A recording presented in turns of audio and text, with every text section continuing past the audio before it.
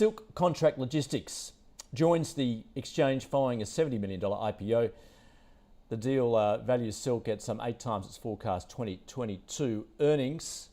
Well, let's get more on this. To take us through the first day of listing, we're joined by co-founders and executive directors Brandon Boyd and John Sood. Brandon and John, terrific to talk to you this afternoon. Congratulations on the listing. Talk us through then the strategy, why the need to list. Yeah, sure, and good afternoon to you. We've had a long journey over 7 years and used various forms of capital to assist our growth. The raise here today, Andrew, is really about positioning our business for the next phase of growth and getting access to some of that public capital and support. Really positions the business now to undertake some aggressive growth. Albeit we've grown at over 19% since John and I acquired the business back in 2014. Okay, when you talk about that growth, where specifically, how are you going to generate that? Look, we've had very strong track record in organic growth, but we are also targeting acquisitions. We're very disciplined in our acquisition strategy, so they're really synergistic to the activity that we do. The business is really a tech-enabled port-to-door service provider in this country. So we're really looking to round up our capability in geographies where we're subscale and then to drive organic growth through those acquisitions over the next 1 to 3 years. Yeah, can you just explain the business then? It's essentially in 2 parts then. You have the warehousing, but you've also got that port logistics of moving freight. Indeed. So we have, Andrew, we have 2 main divisions. If we have a port logistics division, which is our wharf, cartage and ancillary service operations, and a contract logistics division, which is our warehousing and distribution.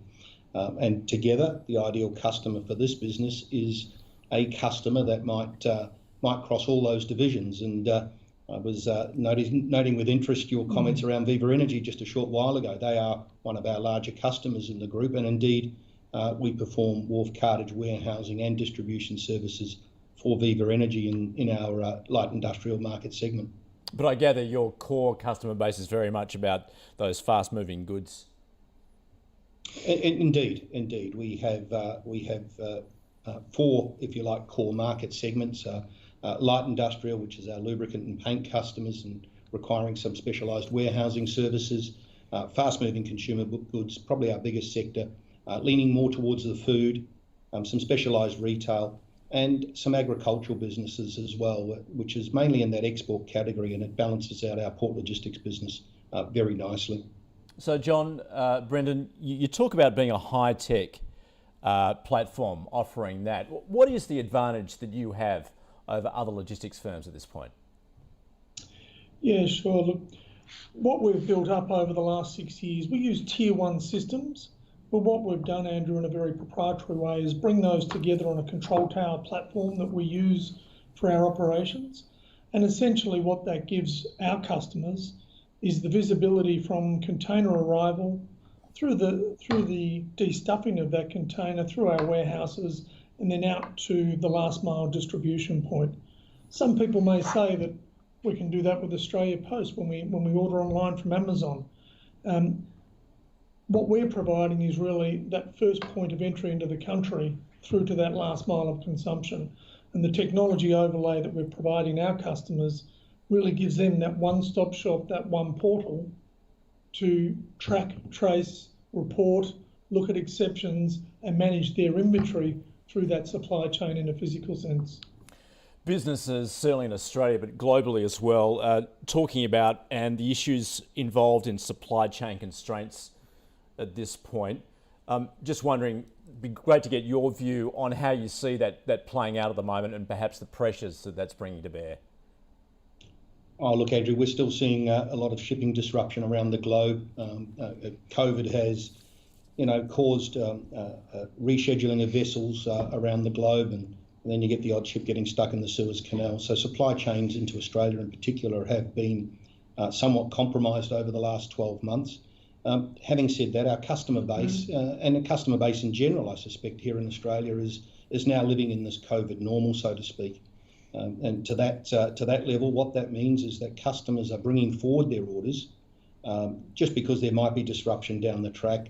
or there might be state closures within Australia, and we see that often and regularly here. We're seeing customers now moving their goods to their end, as close as they can to their end customer, far more regularly now than they perhaps were doing 18 months ago. Yeah, just on that front, do you feel as though Australian businesses and logistic firms such as yourself are at a distinct disadvantage globally when we're seeing what's going on in Australia? Those borders remaining closed, we're seeing lockdowns continue, the slow vaccine rollout. Is that likely to be provide continued headwinds for your company? Look, to the contrary, our business through the first waves of lockdown, Andrew, was really quite resilient, and that's driven by, as John said, the market segments that we're seeking to service. When we set out in 2014, we try to identify those market segments that would be indeed recession-proof, and indeed, from our perspective, they've proven COVID resilient as well. What I think has changed from a competitive landscape, customers are seeking more and more that tech-enabled, time-certain logistics offer that gives them confidence, particularly given those constraints upfield that John mentioned, gives them the confidence that they can execute, the distribution of their product to their end customer.